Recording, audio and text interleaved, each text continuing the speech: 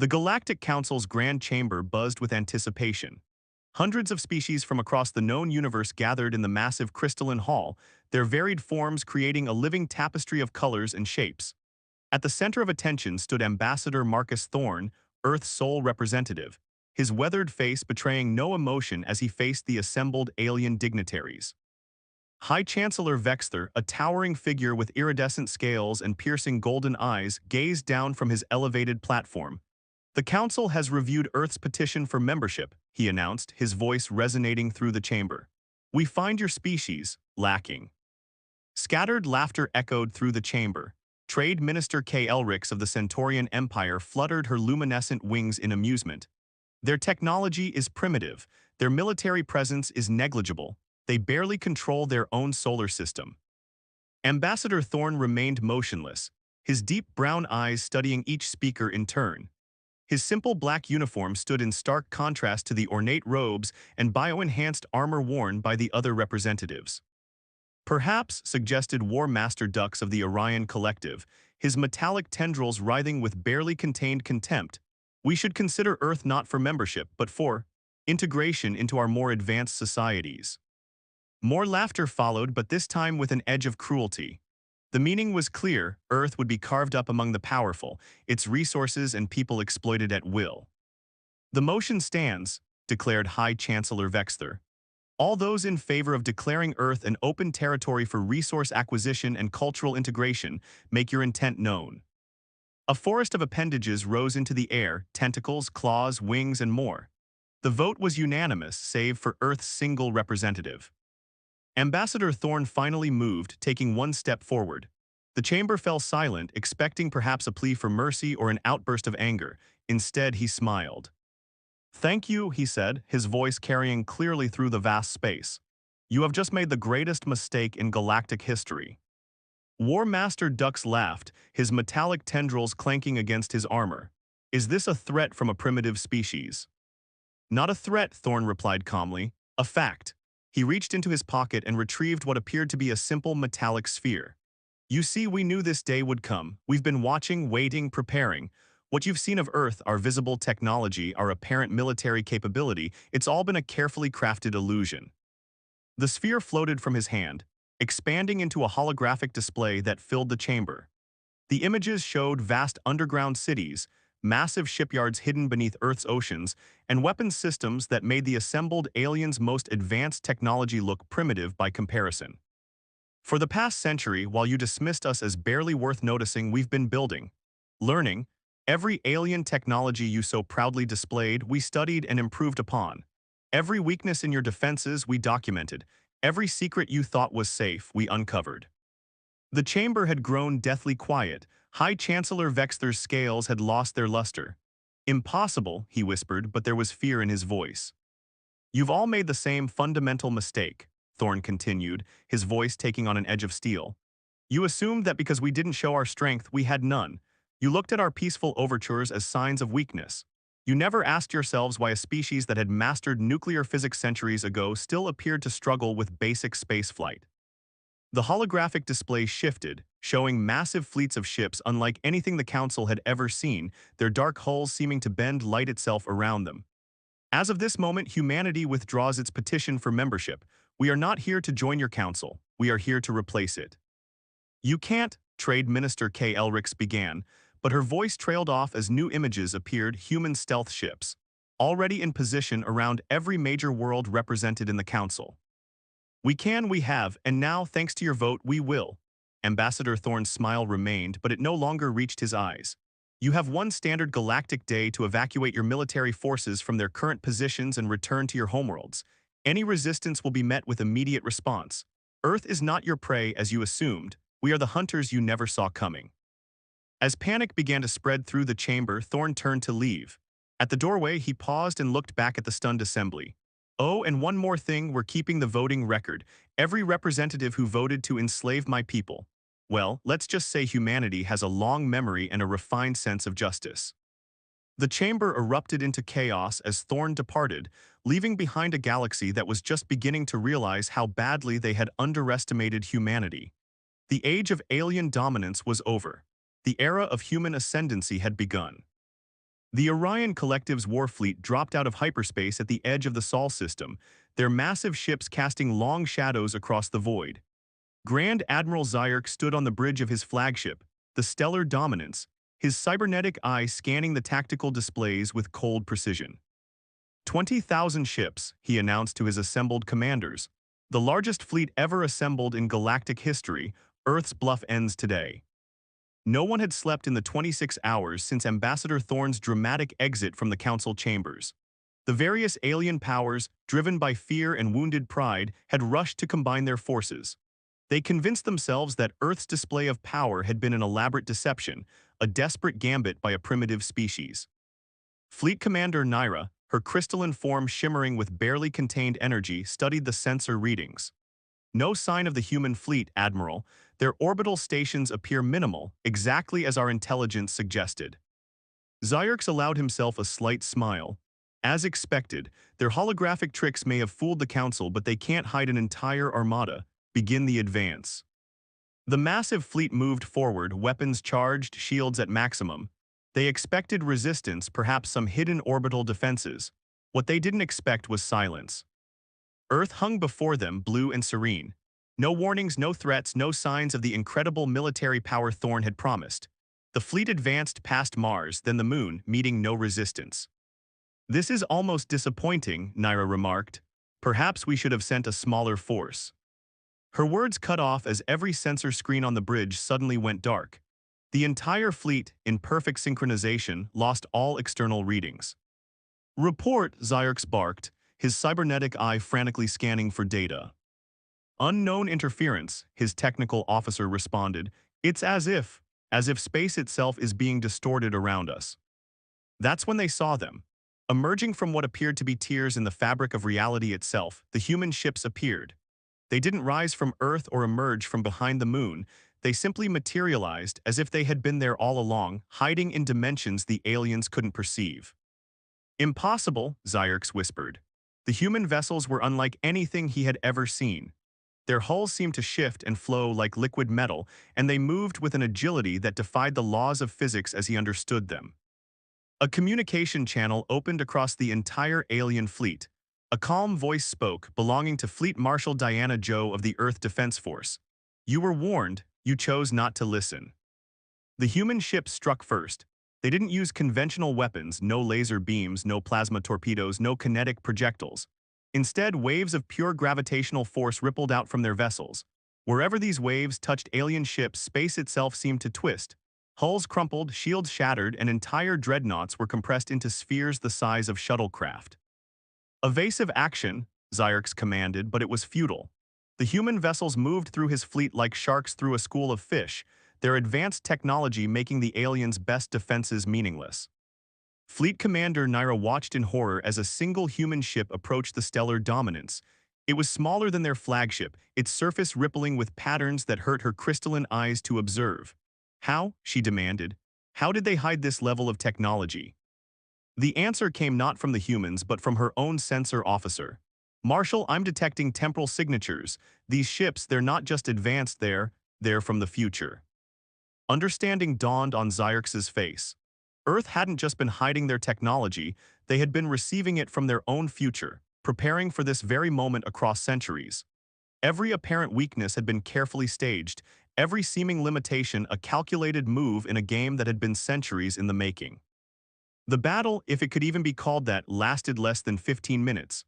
Of the 20,000 ships that had entered the Sol system, barely 100 survived to flee back to their territories.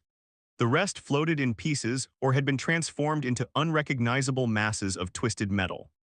On the bridge of the Earth Defense Force flagship Temporal Guardian, Fleet Marshal Joe watched the retreating vessels with quiet satisfaction. "Send word to all Earth forces," she commanded. "Operation Genesis is now entering Phase 2, prepare for dimensional shift." Across the Sol system, human ships began to shimmer and fade, moving into the higher dimensions where they had waited for so long. Earth's surface rippled as hidden cities and installations phased into view, revealing the true face of human civilization, not a primitive society of scattered nations, but a unified empire that had mastered time, space, and reality itself. In the council chambers, now empty save for emergency sessions of panicked representatives, Ambassador Thorne's final words echoed with new meaning. Humanity hadn't just been preparing for war, they had already fought it, won it, and sent the knowledge of their victory back through time to ensure their past selves would never have to experience defeat. The galaxy was about to learn that humanity's greatest weapon wasn't their advanced technology or their massive fleets. It was their ability to play the longest of long games, to turn time itself into their ally, and to why. In the hidden chambers beneath Mount Olympus on Mars, director Raven Phoenix studied the holographic display of the galaxy. Hundreds of points of light marked the locations of humanity's stealth outposts, secretly established over decades. Each one represented a knife at the throat of a major alien civilization, though none of them knew it yet.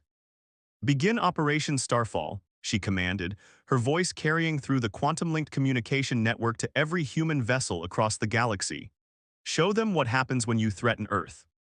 On the bridge of the advanced stealth carrier Phantom Dawn, Captain Jin Hayashi received the order with a grim smile. His ship, like thousands of others, had been waiting in dimensional pocket space around key alien military installations. "All units, execute primary objectives. Remember, we're not here for destruction, we're here to make a point." The Phantom Dawn shifted into normal space directly above the Centaurian Empire's primary shipyard. Before the alien defense systems could even register their presence, the human vessel deployed its primary weapon, the reality manipulator. Waves of controlled quantum distortion swept through the massive shipyard complex. Every piece of advanced technology, from weapons to engines to communication systems, simply dissolved, their atomic bonds gently separated and reformed into harmless base elements. The pride of the Centaurian fleet was reduced to empty hulls in seconds, without a single life lost. Across the galaxy, similar scenes played out. The Orion Collective's supposedly impregnable fortress worlds found their defensive shields transformed into clouds of inert gas. The Vega Dominion's secret research facilities watched helplessly as their most advanced prototypes restructured themselves into abstract art sculptures. In the Drachnid Empire's capital, Supreme Warlord Krasthul raged as reports flooded in. How are they doing this? Where did they get such power? His answer came in the form of a holographic projection, Director Phoenix herself, appearing simultaneously in every major alien government chamber across the galaxy. "Your civilizations have existed for millennia," she began, her voice calm but carrying an undercurrent of steel. "You've explored the stars, built empires, mastered incredible technologies, but you all made the same crucial mistake: you looked outward, never inward." The hologram expanded, showing scenes from Earth's history. "While you conquered space, we explored dimensions. While you built bigger weapons, we learned to manipulate reality itself. While you sought to dominate through force, we achieved victory through understanding." In the Arcturian hegemony's war room, strategic overseer Lix watched in horror as human ships appeared and disappeared at will, ignoring laws of physics that his species had thought immutable. "They're not using technology," he realized. "They're rewriting the rules of existence." Director Phoenix continued, her hologram unwavering. "Humanity spent centuries appearing weak, divided, primitive. We showed you what you expected to see, but in secret we were evolving. We discovered that consciousness itself could alter reality.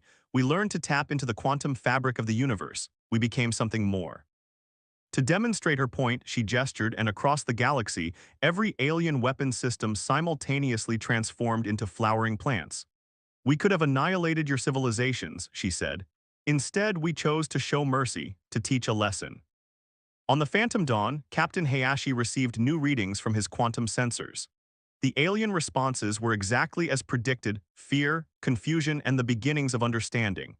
His ship's AI, an entity that existed across multiple dimensions simultaneously, confirmed that the probability of further resistance had dropped to near zero. "Phase 3 is ready to commence," he reported back to Mars Command. "The galaxy is starting to understand." In her command center, Director Phoenix nodded. The plan, centuries in the making, was proceeding perfectly. Humanity had achieved what no other species had thought possible: victory without destruction, dominance without violence, power without corruption. "Send the final message," she ordered. Across the galaxy, in every alien language, on every communication channel, the words appeared. "Earth extends an offer of peace and partnership. Your civilizations will remain autonomous, but the age of conquest is over. We will teach you what we know, help you evolve as we have evolved. But remember this lesson: appearances can deceive, and the most powerful force in the universe is not the one that threatens or destroys, but the one that transforms and uplifts. The galaxy held its breath, watching as humanity revealed not just their power, but their wisdom. The species that had been dismissed as primitive had become teachers. The civilization that could have chosen vengeance had chosen enlightenment instead. In the council chambers, now filled with humbled representatives, Ambassador Thorne's warning took on new meaning. They had awakened something far more significant than a military power. They had roused a species that had transcended the very concepts of war and dominance. A civilization that had learned to reshape reality itself through the power of human consciousness and determ. Grand Archon Vira of the Centaurian Empire stood in Earth's new galactic embassy. Her iridescent wings folded tightly against her back as she watched a demonstration that defied everything she had believed possible. Before her, Professor Hideo Tanaka manipulated strands of pure energy with nothing but gentle hand gestures, weaving reality itself like a master artisan. "You see, Archon Vira," he explained, his voice gentle but filled with passion, "the universe is not a fixed construct. It's more like a song that can be rewritten, a dance that can be led in new directions." To demonstrate, he created a miniature star system in the air between them, complete with orbiting planets and spinning moons. But unlike a hologram, this was real, actual matter and energy, formed from pure thought and will. "Impossible," she whispered, though she had seen far more shocking displays in the past weeks. "Our greatest scientists spent millennia trying to understand the fundamental forces of nature." "And that was precisely the limitation," came a new voice. Dr. Olivia Chen, Earth's chief of quantum integration, entered the chamber. Her simple white uniform seemed to shimmer with its own inner light. "You tried to understand the universe as an observer. We learned to understand it as participants." Across the galaxy, similar scenes were playing out. Earth had opened its doors not as conquerors but as teachers. The species that had once been dismissed as primitive was now revealing the true depth of their advancement. In the Orion Collective's primary research facility, War Master Dux watched in stunned silence as human scientists demonstrated technology that operated across 11 dimensions simultaneously. His metallic tendrils twitched with each new revelation. "Your civilization's focused on mastering matter and energy," explained Dr. Kai Anderson, his holographic form projected across thousands of light years with perfect clarity. "We discovered that consciousness itself was the key to unlocking the universe's deeper nature." The demonstrations weren't limited to technology. In the great halls of the Vega Dominion, human diplomats revealed how Earth had maintained perfect peace for centuries, not through force or control, but through a profound understanding of consciousness and interconnectedness. High Chancellor Vexter, once proud and dismissive of humanity, now sat in humble attendance as Earth's representatives explained how they had achieved what his people had thought impossible. "Your societies sought power over others," Ambassador Regina Martinez explained to the assembled alien leaders. "We sought power over ourselves. Every human child now learns not just physics and mathematics, but the art of reality manipulation, the science of consciousness, and the responsibility that comes with such capabilities." In orbit above Earth, the transformed Galactic Council convened in humanity's new headquarters, a structure that existed simultaneously in physical space and in higher dimensions. Here, representatives from every civilization gathered to learn from the species they had once planned to enslave. Fleet Marshal Joe, now serving as Earth's chief of interstellar relations, addressed the assembly. "We hid our true nature not out of fear but out of wisdom. We needed to be certain that when we revealed ourselves, the galaxy was ready for change." She gestured, and the chamber transformed, showing the assembled aliens visions of possible futures. Futures where different species worked together, where consciousness evolved beyond physical limitations, where the very nature of existence was understood and harmoniously shaped by all. "What you saw as our weakness was our greatest strength," she continued. "While your civilizations fought for resources and territory, we turned inward, exploring the infinite realms of consciousness and possibility. Every human being became a gateway to understanding the universe's deeper nature." In the depths of space, Captain Hayashi's Phantom Dawn continued its diplomatic mission, visiting worlds that had once been enemies. But now, instead of displaying military might, the ship served as a mobile academy, its crew teaching alien species the first steps toward consciousness-based technology. "The greatest power," Hayashi explained to a group of amazed alien students, "isn't in weapons or ships. It's an understanding that the observer and the observed are one, that consciousness shapes reality, and that the universe itself is alive and responsive to our collective will. Director Phoenix, watching from her command center on Mars, saw the transformation spreading across the galaxy. Species that had once lived in fear of each other now worked together, learning humanity's arts of consciousness and reality manipulation. The age of conflict was ending, replaced by an era of exploration and evolution. We did not just change the balance of power, she mused to her advisors. We changed the very nature of power itself. The galaxy will never be the same. And she was right. The species that had once sought to conquer Earth were now its most eager students. The civilization they had dismissed as primitive had become their guide to a higher form of existence. Humanity had not just survived, they had transformed the very fabric of galactic society, ushering in an age where consciousness, understanding, and unity replaced force, fear, and division. 1 year after humanity's revelation, the Great Concordat Chamber of Unity floated in Earth's orbit, a magnificent structure that existed in multiple dimensions simultaneously. Inside, Director Phoenix stood before representatives of every known civilization, her presence both physical and metaphysical, reaching into the enhanced consciousness of all present. Today, she announced, we mark not just an anniversary but a rebirth, not just of our galaxy but of the very concept of civilization itself. The chamber hummed with energy as beings from across the cosmos attended, some physically, others projecting their consciousness through the new quantum consciousness networks humanity had helped establish. Among them sat former High Chancellor Vexter, his once proud demeanor replaced by the quiet confidence of a transformed being. In 1 year, Phoenix continued, we have seen more progress than in the previous millennium. Not through force, not through dominance, but through understanding and evolution. Holographic displays throughout the chamber showed the achievements. Worlds once ravaged by war now hosted consciousness academies. Former weapons factories had been transformed into centers for dimensional research. Species that had been mortal enemies for generations now worked together, exploring the infinite possibilities of reality manipulation. Professor Tanaka, now heading the Galactic Institute of Consciousness Studies, stepped forward. Our greatest discovery wasn't technology, he explained, creating a visual representation of intertwined consciousness streams above the assembly. It was understanding that the universe itself is conscious, and that all beings are connected through this universal awareness. In deep space, the Phantom Dawn, now transformed into a mobile teaching center, transmitted the proceedings across the galaxy. Captain Hayashi watched with satisfaction as his alien students demonstrated their growing mastery of reality manipulation, their consciousness expanding beyond physical limitations. Remember, he told them, what you're learning isn't just about power. It's about responsibility, about understanding the interconnected nature of all things. Back in the Concordat chamber, Dr. Chen presented the next phase of galactic evolution.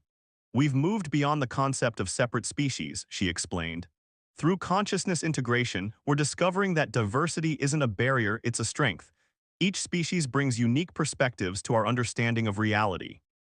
Former War Master Dux, his metallic tendrils now flowing with conscious energy, shared his own transformation. We thought we knew power, he said, his voice carrying newfound wisdom. We measured it in ships, in weapons, in territories controlled. How blind we were. True power lies in understanding, in unity, in the ability to shape reality through collective consciousness. Ambassador Martinez unveiled the Galactic Consciousness Network, a system that would allow instant communication and shared experiences across all of space. Distance becomes meaningless, she explained, when consciousness itself is the medium of connection. In the Mars Command Center, now a hub for galactic coordination, Fleet Marshal Joe monitored the quantum signatures of thousands of worlds. The readings showed not military preparedness or defensive capabilities, but levels of consciousness evolution and reality integration. The old measures of strength are obsolete, she reported to the assembly. We now measure progress by the degree of consciousness expansion, by the harmony of reality manipulation, by the depth of universal understanding. Director Phoenix raised her hand and the chamber transformed, showing the assembled beings visions of possible futures, futures that once seemed like impossible dreams. This is just the beginning, she said. We have learned to rewrite the rules of reality, but our greatest achievement is learning when not to rewrite them. Power without wisdom is meaningless.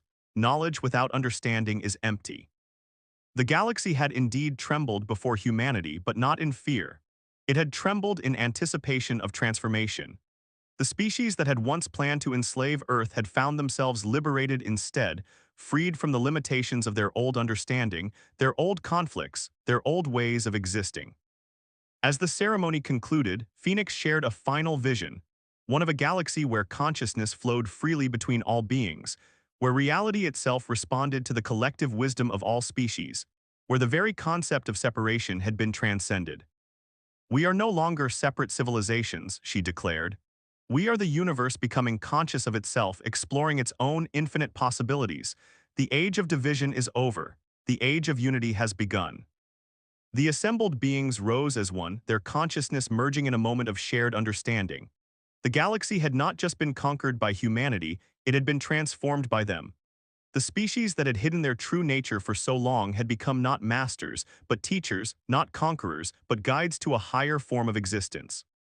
And in the depths of space, on countless worlds and in countless dimensions, beings of all forms and origins looked up at their stars with new eyes, understanding at last that they were not just observers of the universe. They were its conscious participants, its shapers, its children coming home to their true potential. The galaxy had trembled, yes, but it had trembled with joy.